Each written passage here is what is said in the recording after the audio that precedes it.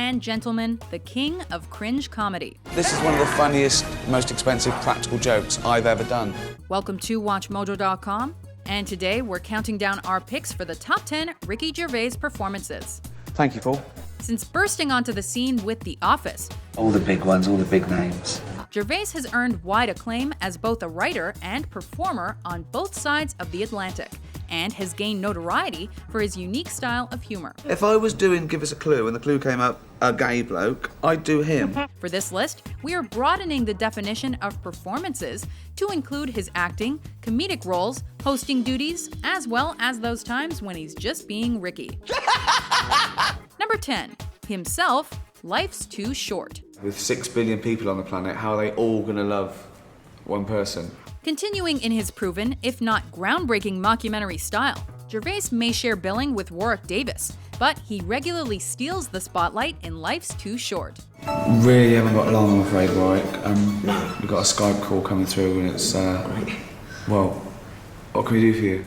Created and written by Gervais along with Stephen Merchant, the pair plays what we hope are fictionalized versions of themselves alongside a showbiz dwarf. It makes me laugh a bit that he's a household name because of the show, and now I've got to beg him to do the odd guest spot.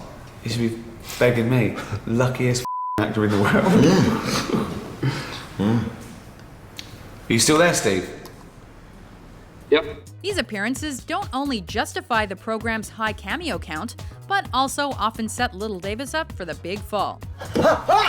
Alas, poor Warwick.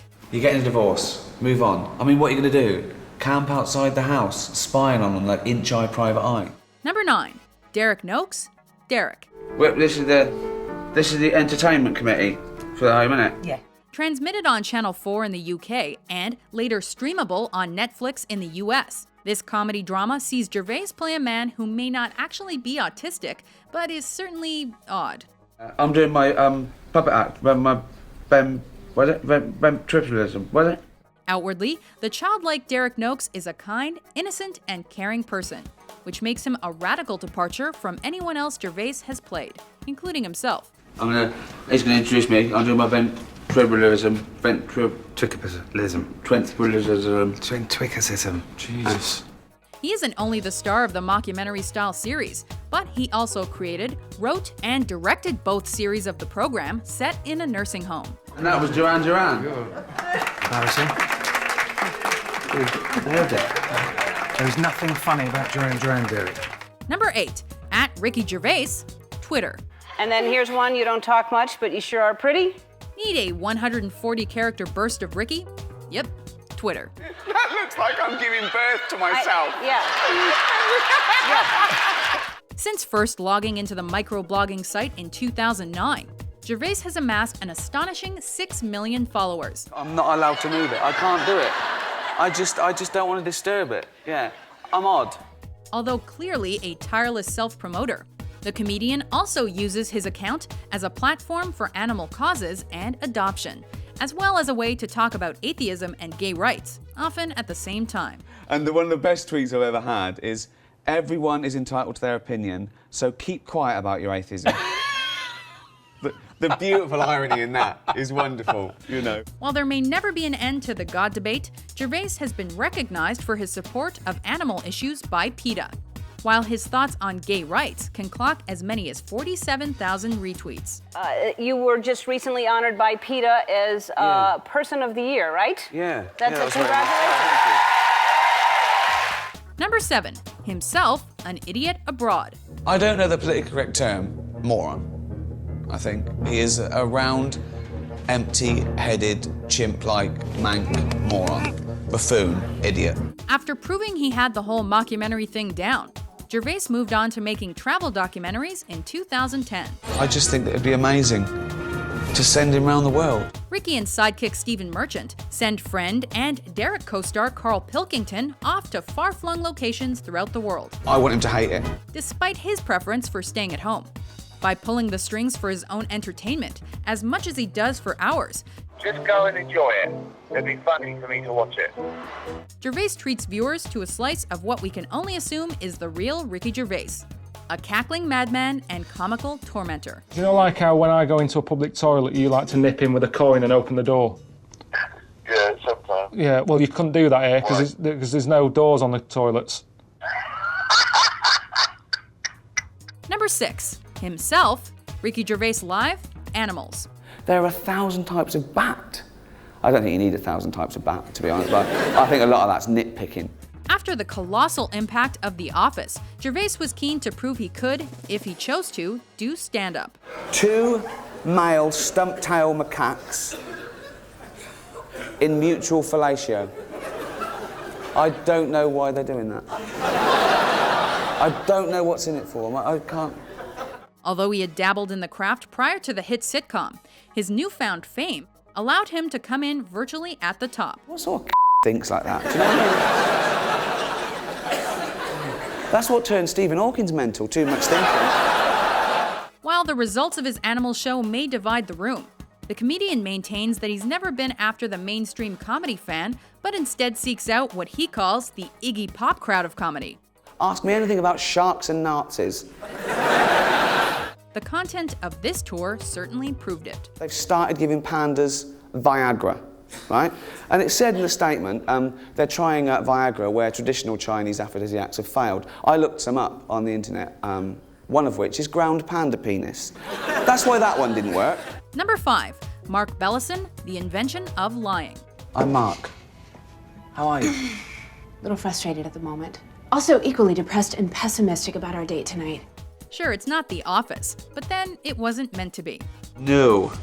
Co-written and co-directed by Gervais, the fantasy romantic comedy is set in an alternate Earth where no one has lied. This is not as nice as I remember it. What are we gonna talk about? Hi, I'm threatened by you. Ever. I'm very embarrassed I work here. We're not making that up. I said something that wasn't. When Gervais's Mark Bellison stumbles upon the concept, he discovers the benefit of lying and, in turn, invents both fiction and religion. The world's gonna let me have sex right now.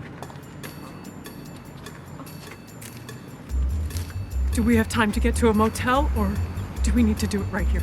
While its atheist overtones may have troubled some, I know some things, some very important things about what happens to you after you die. the film won praise from many critics for its boldness and radical execution.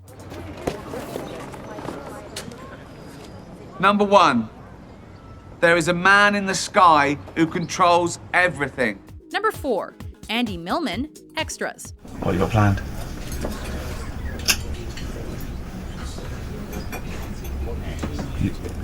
You've unravelled it. Ready for action. Let's hope it's big enough. What if David Brent didn't run an office and instead did something better suited to him? Like standing in the background and not speaking. Well, look, good luck with that. I've just written a sitcom, but I wonder if you could give it to anyone you know, Yes. film or TV. Is there any nudity in it? Giving at times an honest look at the lower rungs of show business, Extras sees Gervais playing Andy Millman, an actor who seeks fame at all costs. Whatever. Shouldn't you be in costume? But he's also got ideas well above his station and his foot permanently in his mouth. You're not married, you haven't got a girlfriend, and you've never watched Star Trek. No. Good Lord. This makes him his own worst enemy. Do me a favour, actually. Can you tell that woman to shut her kid up? It's doing my head in. Even after landing his own sitcom, true success continues to elude Andy as he finds the reality of fame never quite lines up with his ambitions. Excuse me. I understand you have a problem with me bringing my son into a restaurant. If he's like that, yes. Andy, what do you mean like that? Well, why should we be burdened? Number 3, himself, The Ricky Gervais Show. Hello and welcome to The Ricky Gervais Show with me, Ricky Gervais, Stephen Merchant, hello, and the little round-headed buffoon that is Carl Pilkington. All right. Like An Idiot Abroad, this podcast is, in actuality, centered more around Carl Pilkington, though it also starred Stephen Merchant and Gervais. Who deserves a plaque, in your opinion? Probably like nurses and that who do a lot of bad things that I think I couldn't do that, carrying lungs about and all that.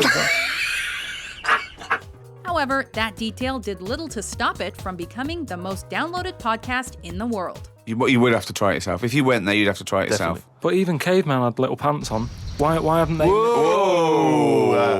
Slow down. Rewind. What do you mean? Again, you've been watching the Flintstones. Thanks to multiple recurring features like Monkey News and Educating Ricky, The popularity of the podcast became so strong, it spawned an animated series that also featured the three men in question. There's no way there's loads of dolphins now swimming round, kitted out with guns and that, with a strap. How can a dolphin hold a... Again, you've been watching Planet of the Apes. Oh, he's trying to talk to us. What's he saying? He's saying, go ahead, punk, make my day. You're talking shit. Number 2, host the Golden Globe Awards. Now, the Hollywood Foreign Press have warned me that if I insult any of you, or any of them, or offend any viewers, or cause any controversy whatsoever, they'll definitely invite me back next year as well. Did he host or did he roast? Tonight, you get Britain's biggest comedian hosting the world's second biggest award show on America's third biggest network. Well, that depends on who you ask. I'm jumping on the bandwagon because I haven't even seen The Tourist. Who has? But for the Gervais faithful, his take-no-prisoners approach to hosting was just what the award ceremony needed. Have you... Ready? I guess so. Have you seen The Tourist yet? The comic shocked many with his ironic attacks on the Hollywood elite, and shocked them even further when he returned to host not once, but 2 more times in the early 2010s. Talking of The Walking Dead, congratulations to Hugh Hefner. Despite initial mixed reviews, critics warmed up to his later efforts before he handed the gig off to Tina Fey and Amy Poehler in 2013. We want to assure you that we have no intention of being edgy or offensive tonight because, as Ricky learned the hard way, when you run afoul of the Hollywood Foreign Press, they make you host this show 2 more times. Before we unveil our number 1 pick, here are a few honorable mentions. Take a deep breath and hold it. So how do you feel, really? Apart from the tumour I can hear in your lungs. You're an asshole. I was under the impression that you were picking up the ticket, given the fact that I bought you a bottle of wine for $300. Oh, right. No, it was a gift. The gift of wine. Thank you. Now, and I've given you the gift of art. I suppose smoking serves a purpose. Thins the herd, weeds out the stupid. Are you speaking to me? Yeah, but I was having a go at them, not you. Oh, good. I picked one that should be in a straitjacket. My mistake. Please don't touch the exhibits. I mean, riffraff. What's happening? I cannot tolerate this type of chaos. I mean, this is a museum. Number 1, David Brent, The Office. Sammy, you old slag. The Brentmeister General.